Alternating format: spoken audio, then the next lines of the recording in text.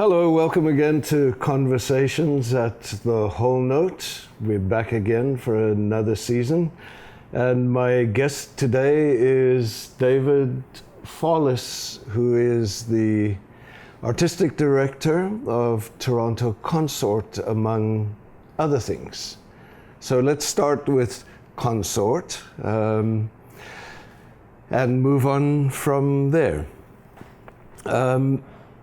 The consort itself, we were chatting earlier, a modern term for an earlier fact of an aggregation or collection of musical instruments, or not always the same. Yes, I mean, it's a term that you think of, particularly in Renaissance music. And a consort is really just a group. The queen can come in with her consort, which is a group of ladies in waiting or something, and one can still consort together, as it were. So there's that sense of the word, that it means that you're working together. And yes, in the Renaissance, they love to have instruments of the same kind to play in a group. In fact, the idea was that the human voice comes in a natural consort. Right. There are sopranos, altos, roughly, tenors, basses. So nature, God has given us this wonderful idea of a sort of consort of voices, for instance. You can talk about a consort of voices. So they made sure that all the instruments would come in a similar consort, so that recorders, which at first were just a modest size, they would build smaller ones and bigger ones in order to be able to have soprano, alto, tenor, bass recorders and play them together. And the same with flutes and some instruments which really don't make bass instruments too easily. They would still construct them so that they could have a consort. And then, of course, the other term is that sometimes you get a group of players who are different. Sometimes it's referred to as a broken consort, so-called.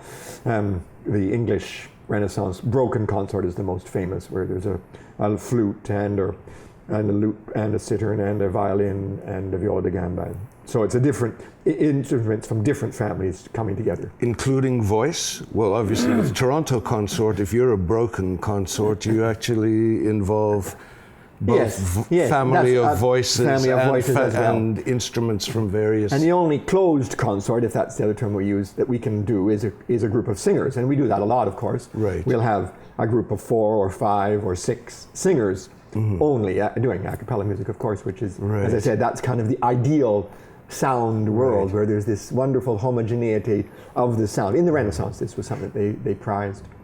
So we get something like the consort of viols emerging in the very late 1500s. That's right. In Italy. Yeah. That's sort of where we took our name. I wasn't in the group when it was founded. So that's going back to what, 72? 72, that's right. That's when the group was started by Professor Timothy McGee, who is a very important medieval scholar and Renaissance as well, but particularly known for his work in medieval musicology.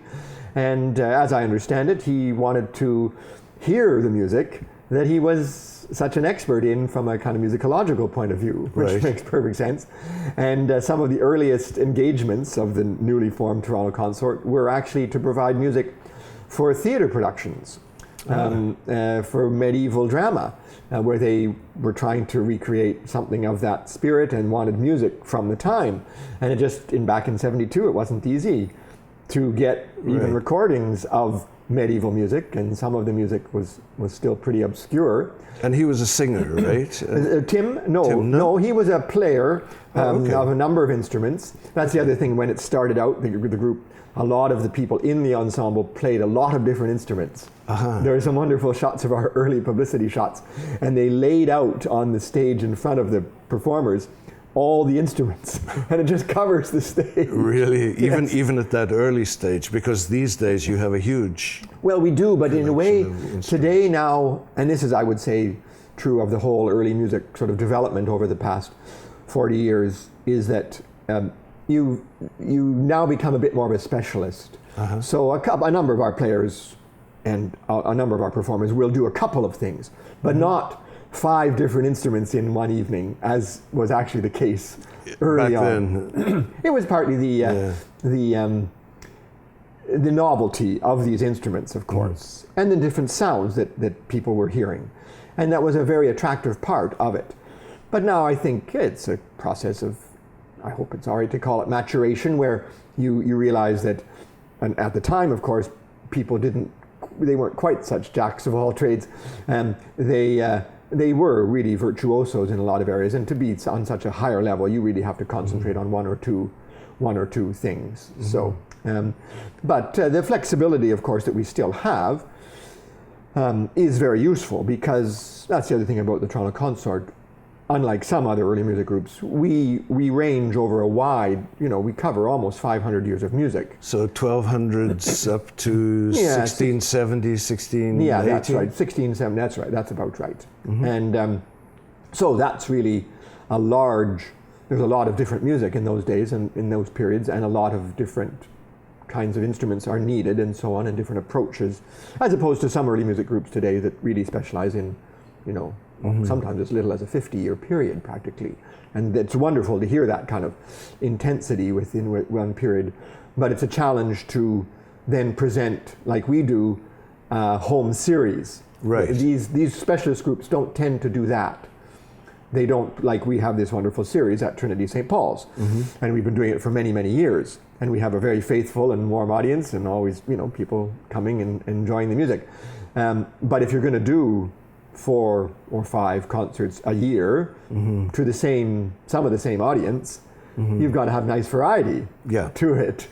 And so that's always been something that's been a big feature of our work, is that a lot of variety and from year to year you can't repeat the same thing. Mm-hmm. Were there other groups around at the time that Tim McGee was starting it that were a source of inspiration in North America? Oh yes, it was just beginning. Well, there was, here in Canada, there was the Huggett family. Do you remember the Huggett family? And they really were a family group that did mostly Renaissance, not so much medieval music. Mm-hmm.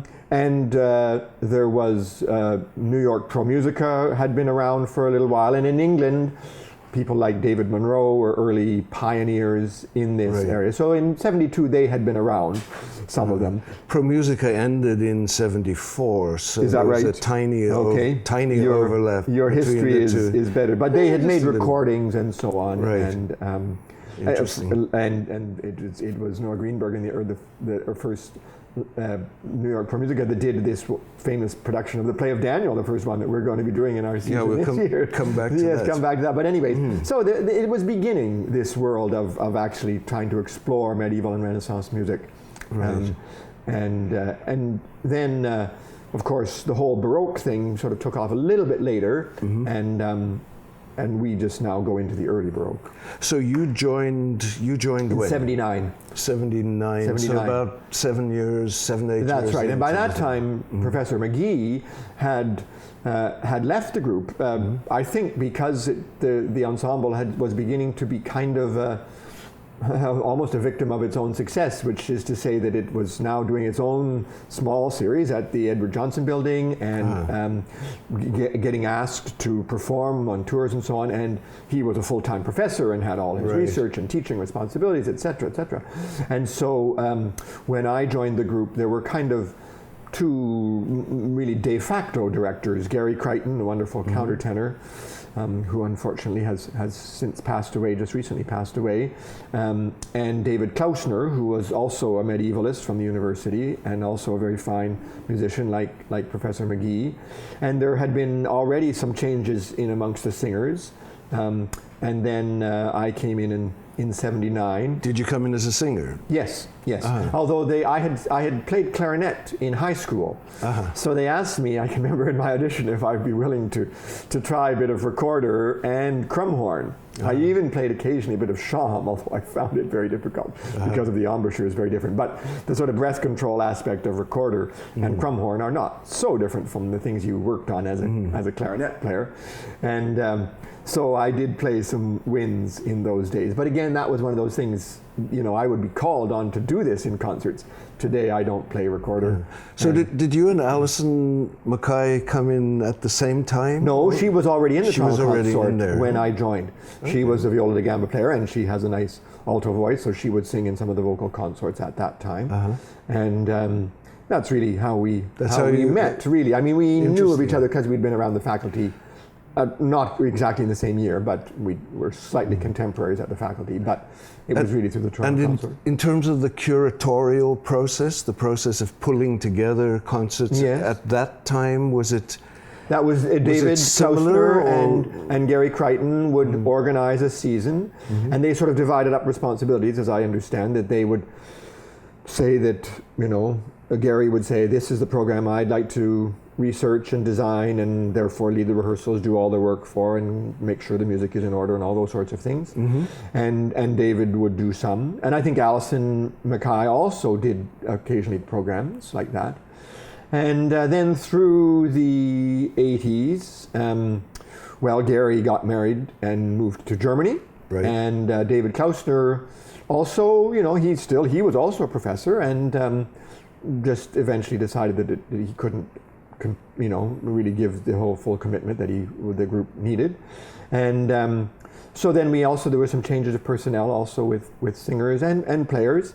And Terry McKenna joined the group, our lute player, who's been, after me, is sort of the longest member of the ensemble.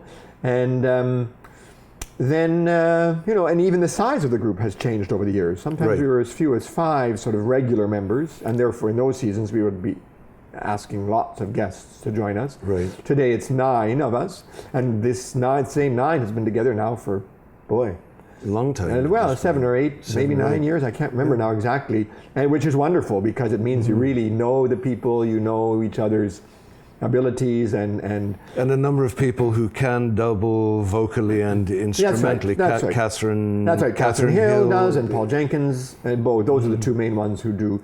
I'll play a little percussion as well from time to time, or some modest organ continuo. So yes, that is very useful to have people like that. And then again, there are people who are really more, real specialists. Alison Melville is a real recorder and flute player, and Terry, a plucked string player. I mean, Gary used to play a bit of lute, but he also played sackbut, and he also sang, and he also played crumhorn, and he would also play shaw, and so on. And Ben does hurdy-gurdy. And Ben Grossman does hurdy-gurdy and wonderful percussion, of course, yes. And so no, we have a great ensemble now, and Laura Pudwell as mezzo, and Michelle DeBoer soprano, and John Pepper as bass, and they mostly just come join as singers. But of course the repertoire, in a way, you really can't do the heart of medieval and Renaissance music without singers. Right. Because the music was written for voices. The great majority of music, the bulk of any composer from those periods begins, at least, as vocal music. So coming back to the word consort for a moment, one of the things it evokes for me, if you listen to something like gamba music, is how much of it seems to have been written to be more than the sum of its parts, but the individual parts are not necessarily as complex as in a later, more virtuosic music. Yeah, there is a certain amount to that. They did like that feeling, again, like the voices, that it just, if everybody sings together in kind of even sometimes moving in rhythm together, so there's a kind of power that's created with that homogeneity. On the other hand, one thing you have to always remember is that, and this is one of the things that I think attracts a lot of our group to the Toronto Consort and to this repertoire, is that what's on the page is very much just the beginning of the music. It's not the whole thing. Detective work. Well, it's also adding and ornamenting and what they would call in those days diminutions and so on. I mean, that was just expected of any musician. Right. That you would add variations to, even if you have a line in a 4-part texture, even the tenor line. In fact, sometimes they'll have to say, actually ornaments in the bass, you have to be very careful with ornamentation in the bass, because of course it changes the fundamental sound of the thing, whereas ornamenting in the soprano is a little more straightforward, perhaps. Some of the earliest vocal treatises, for instance, on how to sing. Well, you think someone's publishing a book on how to sing, you might think, well, you've got to have breathing techniques, and let's think about your larynx and your resonating, and da-da-da-da-da. No, in the Renaissance, a vocal treatise was basically a compendium of ornaments. As if to say, you want to be a singer? Learn how to ornament. You can't be a singer if you don't know how to ornament. The thing we call a repeat so often in scored music was never repeated. No, it doesn't have Because to on the repeat, repeat, no, you it doesn't were have just to be on the changing. repeat. Doesn't have to be on the Not repeat. even on the repeat. No. Anytime. Anytime. A sacred motet where there's no repeats, it's through composed. They would expect you to ornament. In fact, the books would take a motet by Palestrina and say, here's an example of how to ornament, excuse me, how to ornament the soprano line. So what was the first program that you would say, that was the first one that I took responsibility for? Oh my goodness! Oh, David, now you're going. I'm afraid I can't. The first one that stands out in your mind, or when did you generally get involved? Well, I became sort of the artistic director, or certainly director, around 1990. Okay.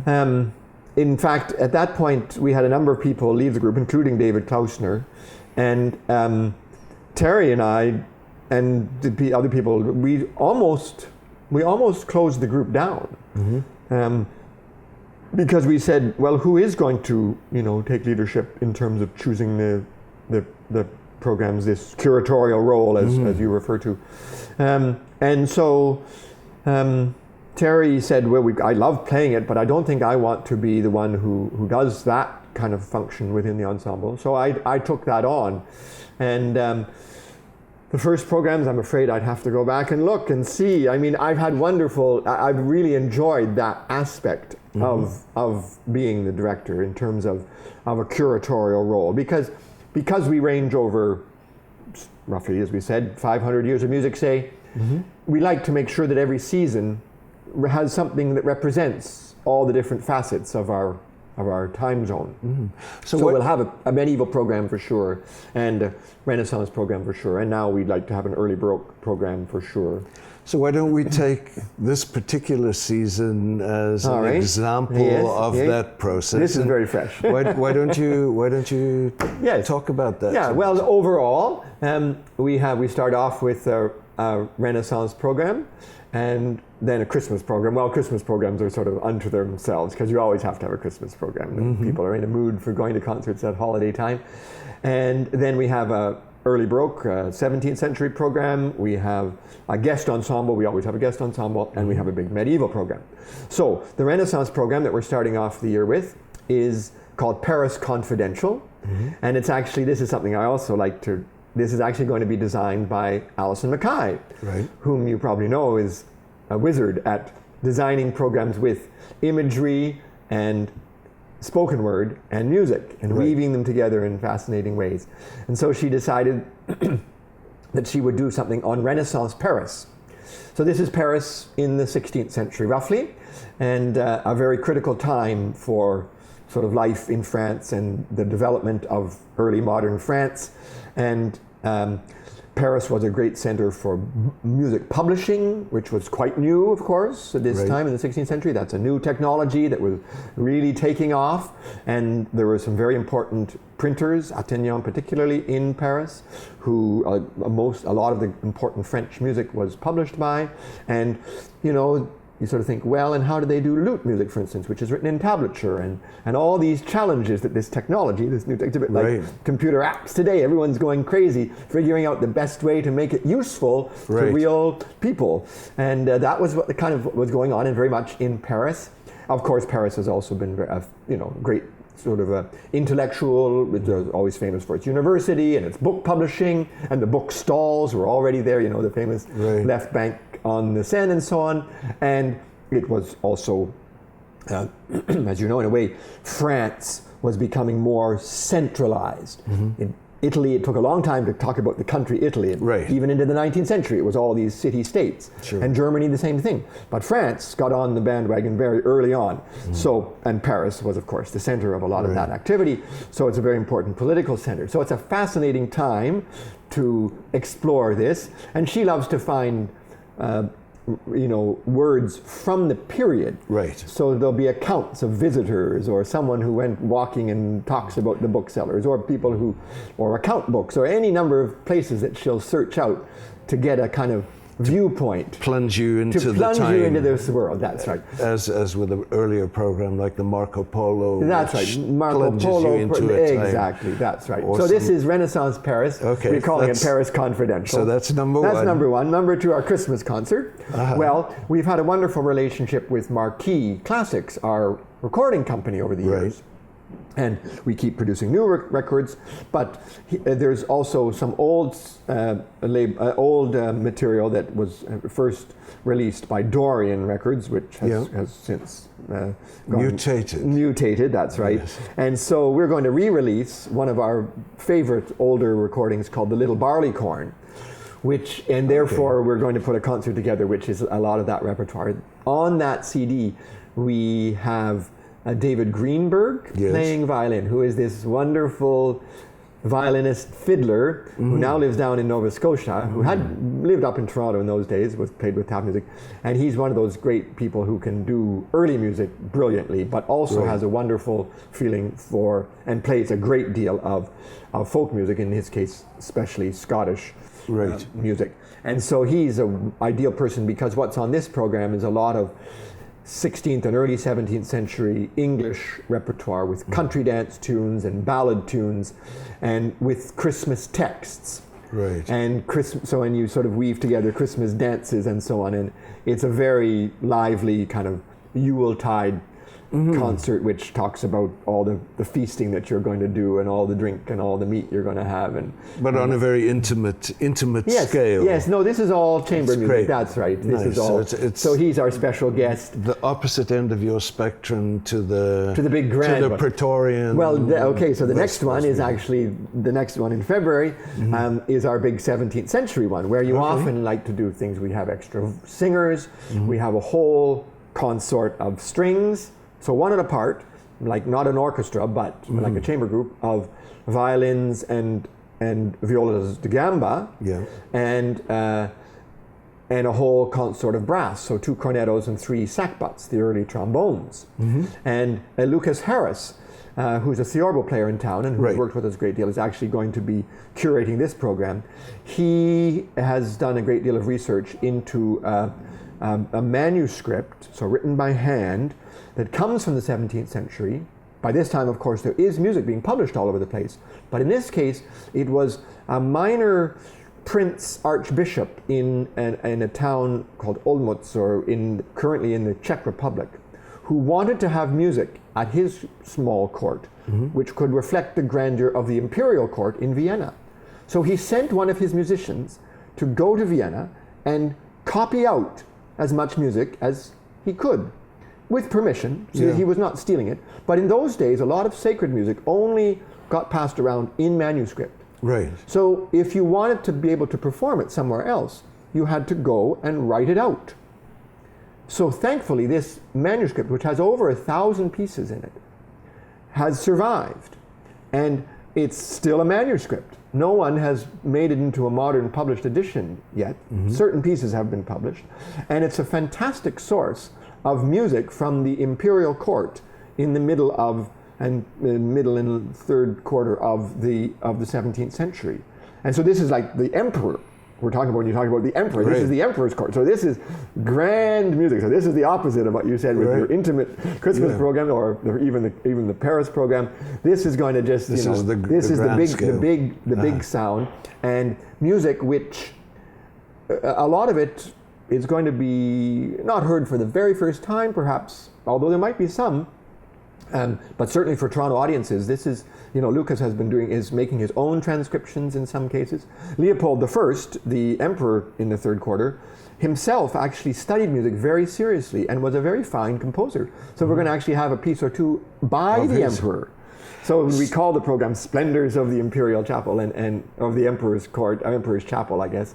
And it really is a sort of splendor style. And that takes us to what, February? That's February. Then comes our guest group. We always like to present each year the best of early music from around the world. We have a wonderful series. We've got a great hall now over at Trinity St. Paul's. And Ensemble Lucidarium. We had last year Lucidarium last year, fantastic. Lovely. Yeah, lovely. Exactly. They were on tour. So this year we have, and we like to reach out to our Canadian colleagues. So this is a program that Lanef, who's based in Montreal, has put together. It's music by John Dowland, or as he might have called it, John Doland.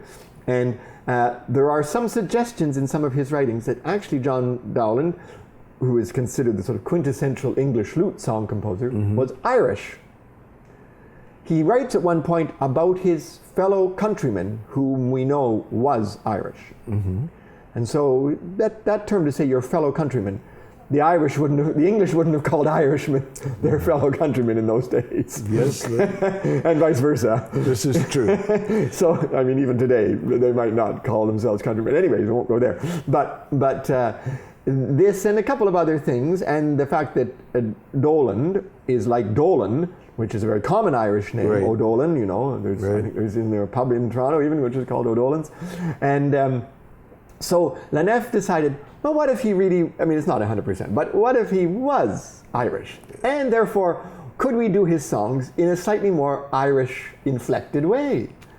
So they're going to take this music, and they've got an Irish flute and a fiddle and a cittern and lute, and make a kind of broken consort with a wonderful singer named Michael Slattery, who has just the perfect touch. They've made a recording of this, and it's just wonderful, this sort of just slightly on the, they don't like to use the word crossover, but it's just a little more of the folk end of the sort of Irish folk stuff. Like Beethoven in the beer parlor. A little bit.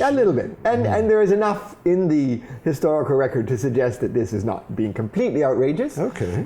But it's a delightful way of looking at Dowland through a slightly different lens. An Irishman who took the Queen's soup at some point in his... Yes, we know he was Catholic, of course, and he complains in his own life that he didn't get the advancement at the English court that he had hoped for. Interesting. And his life story is a fascinating one, and there are secrets there that may never be unraveled. But anyways, that's the guest group. That's number 4.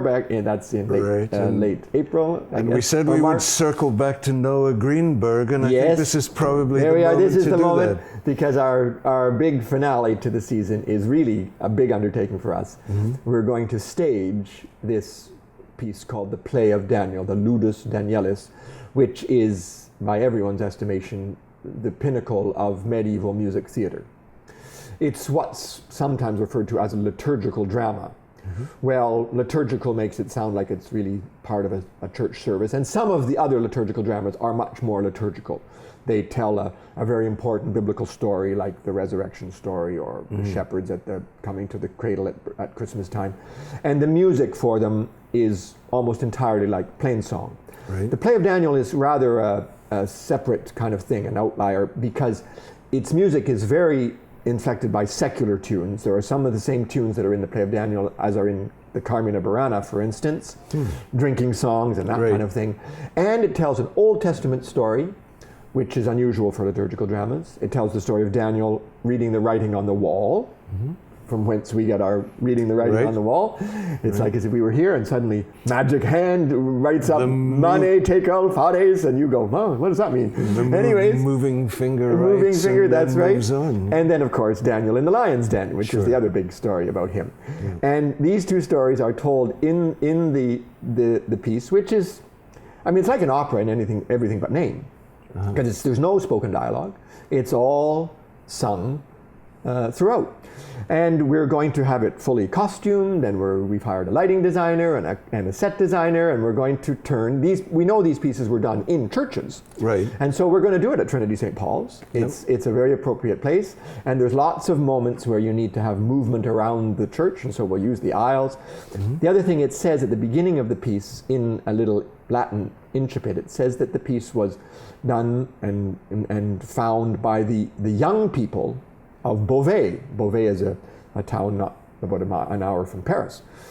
And so I've always looked at that and thought, well, this is really was the young people. And indeed, scholars have suggested that it was part of after Christmas, there were these days variously called the Feast of Fools or so on, where all the minor orders of clerics got a chance to fool around in church. And sometimes these occasions got a bit extreme. So it looks as if the play of Daniel was written to kind of fit in with the spirit of festivity and comedy and even irreverence, but kind of put it into a context which was a little more appropriate, because some things were happening in the church around the Feast of Furls that the authorities didn't like.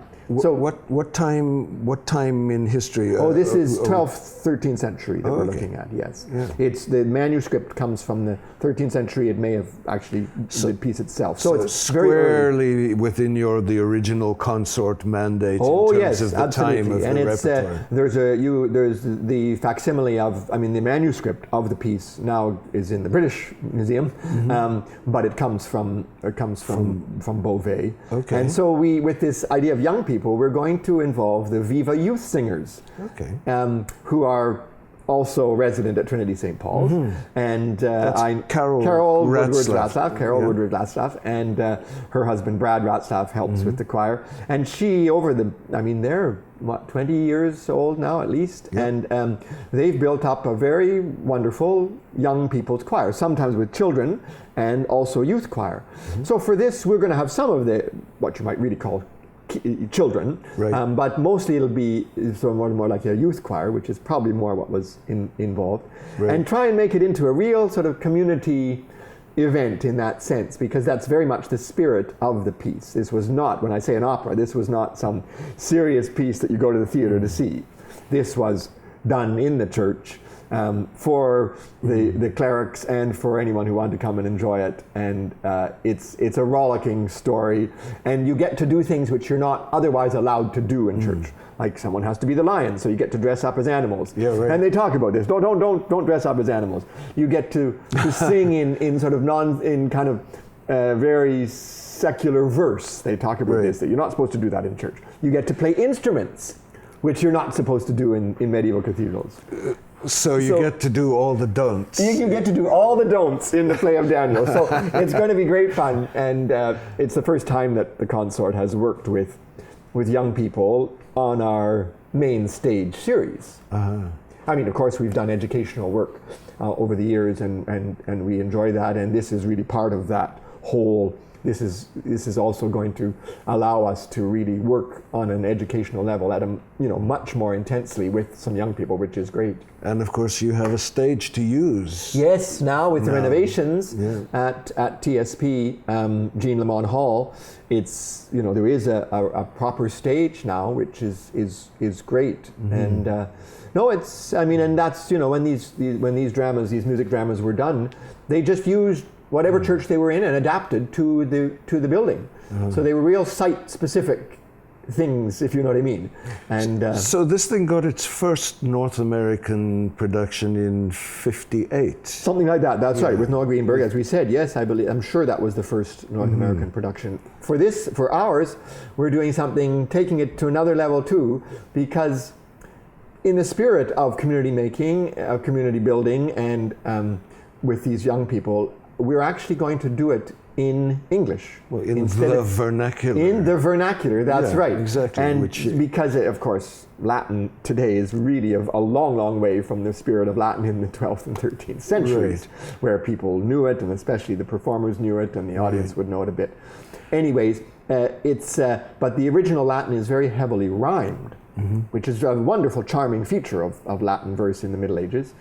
And so I've been working this summer doing a rhymed English translation which fits the music. It's been a great summer project. Sounds like a wonderful one. Looks to me as if it's a part of the work that grabs you as much as the performance is. Well, it is. Getting under the hood, deciphering, interpreting. Yes, no, I love that kind of detective and research work, as a number of the Consort members do. Catherine Hill is very a serious medieval researcher and understands a great deal about the medieval world, and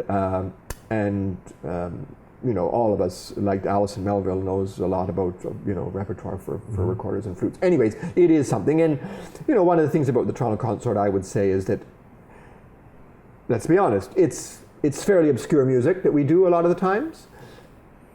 We're of the conviction that it's beautiful music. I mean, we only choose beautiful music. I should say that as a curator, I also reject lots of music because I want to make sure that I've got something that I think anyways, or we all think is worth doing. But it is obscure music. We do think that if people hear it, they're going to enjoy it. But a context often helps. So that's why, like the Paris Confidential, to have it sort of take you into the world of Renaissance Paris is a good thing, and you'll understand the music in its context a little better and hopefully appreciate the music even more. So part of our role is to bring this music to a modern audience. And to meet, we don't want to dumb it down particularly, and we are very interested in the original sounds, and that's why we play the original instruments. We're not going to have a saxophone in the play of Daniel, but not that you couldn't do that, I suppose, but that's a slightly different thing. But we're always working to try and give this world a audience as an entry point into this wonderful music. Contextualize it. So in the case of Daniel, as you were saying, the most important aspect of the context is that it was vernacular. It was so intelligible. Therefore, in order to bring it to, that takes us to probably the final chapter of this particular interview, which is got me thinking about the challenge, some of the other work that you do, for example, with Opera Atelier, of what is, where does working in this area of music involve a responsibility to create a context, even if one has to change the vernacular, to authentic at all costs, at the price of losing what was essential to the music, which was that people got it. Yes, exactly. Well, that's a challenge you face, I would say, in almost any repertoire, really. I mean, people talk about these same issues in the folk music world. Do you only do it the way the fishermen on the west coast of Scotland did it? Is that the only proper way of singing these wonderful songs? Or can you do it so that, a New York audience will also get it and kind of appreciate it? But you don't want to lose the essence of what was there.